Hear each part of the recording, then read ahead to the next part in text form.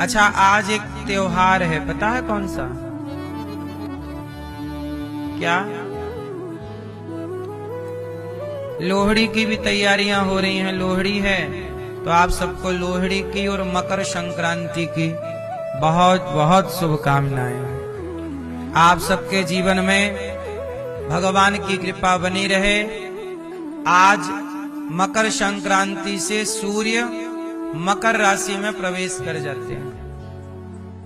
मकर राशि में प्रवेश करते ही मौसम बदल जाता है।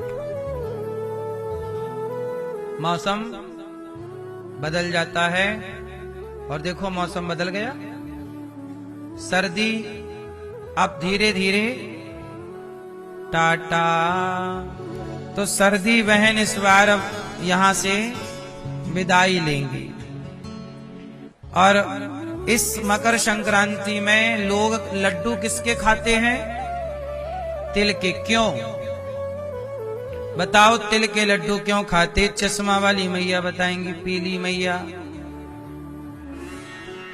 लड्डू तिल के क्यों खाते हैं? इसका कारण है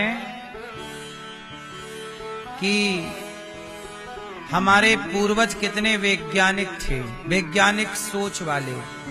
सर्दियों में ना धूप कम मिलती है, क्योंकि कोहरा ही कोहरा होता है। तो शरीर को हम कपड़े भी ओढ़े रखते हैं ना सर्दी से ढक के, तो शरीर को कैल्शियम नहीं मिलता, विटामिन डी नहीं मिलता। सूर्य नहीं आता और सूर्य भगवान नहीं आते और धूप शरीर में लगती नहीं है, तो शरीर में किसकी कमी हो जाती है? Vitamin D. और विटामिन डी की कमी मतलब कैल्शियम की कमी। बोलो हाँ। तो आपके पूर्वजों को पता था कि जब सूर्य का प्रकाश ना पड़े तो क्या खाना चाहिए? बोले तिल में भरपूर कैल्शियम होता है, तो तिल खा लो, तिल के लड्डू खा लो, तो शरीर में कैल्शियम की पूर्ति हो जाएगी।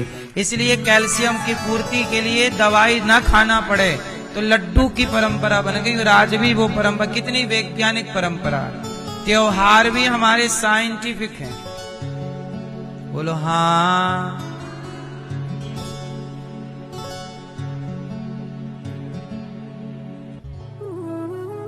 बोलो हाँ कि ना।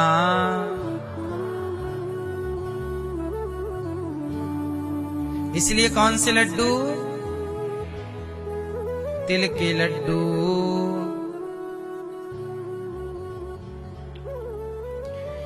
तो आप लोग तिल का दान करते हैं, दान भी करना चाहिए, तिल के लड्डू भी खाने चाहिए। और आज के दिन ही भारत में सनातन का सबसे बड़ा त्योहार एक दिन का मेला लगता है। कहाँ? बाकी तीर्थ बार बार गंगा सागर। आज के दिन ही लोग गंगा सागर स्नान करते हैं। बाकी तीर्थ बार बार गंगा सागर।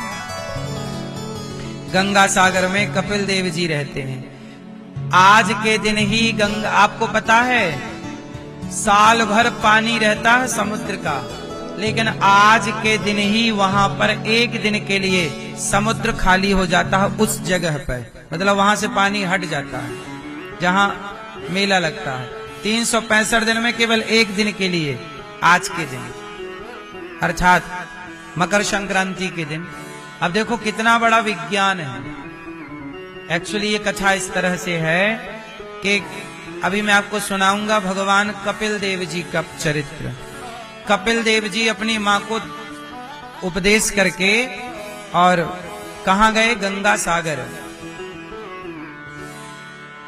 कहां गए? तो गंगा सागर में कपिल देव जी बैठे तो थोड़ा टापू पे जाके तपस्या करने लग गए। तो भक्त लोग जाने लगे नाव में चढ़ चढ़ के। अब कपिल देव जी बोले, देखो तुम लोग रोज रोज आओगे तो हम ध्यान नहीं कर पाएंगे, जब तक नहीं कर पाएंगे। तुम रोज ना आया करो। तो कब आए गुरु जी? बोले तुम साल में एक बार आना, मकर संक्रांति के दिन आओ। लेकिन एक बात बताओ, भक्तों ने कहा कि कैसे आए? पानी बहुत रहता है समुद्र का। तब कपिल देव जी ने समुद्र से कहा कि देखो एक दिन के लिए भक्तों को आने का रास्ता दे दिया करो। तब से आज तक साल में एक दिन के लिए समुद्र भक्तों को रास्ता देता है। और उस जगह से जहां कल तक 20 फीट पानी रहा करता है, एक दिन के लिए वहां से पानी हट जाता, पूरे समुद्र का मतलब उस क्षेत्र का वहां का वो खाली हो जाता। सोचिए समुद्र भी जिस सनातन को रास्ता दे रहा हो, उस सनातन का डंका लोक परलोक दोनों में है या नहीं? उस सनातन को मिटाने की बात करते हैं कुछ लोग, जिस सनातन को रास्ता समुद्र भी देता हो। हाँ या ना? इसलिए ये बड़ा वैज्ञानिक कारण है, आप जानते हैं कि नहीं राम जाने, लेकिन गंगा सागर में आज भी ये चीजें हैं। तो आप लोग आज इस पावन त्योहार पर वृंदावन में हैं, यमुना जी का स्नान करिएगा, दरस परस कीजिएगा और भगवान का चिंतन कीजिएगा। प्रिय भक्तों, कल हम लोगों ने कथा में क्या सुना था कि परीक्षित जी को 7 दिन में मरने का श्राप लगा। क्यों लगा? एक साधु का अपमान कर दिया उन्होंने। अच्छा, अपमान करने से उम्र बढ़ती है कि घट जाती है? क्यों मैया? अपमान करने से उम्र बढ़ती है कि घटती है? बोलो मेरी माँ, क्या होती है?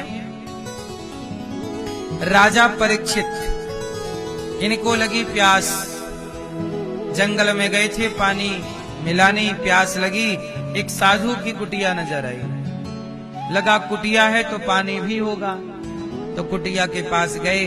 साधु जी बैठे ध्यान में, महर्षि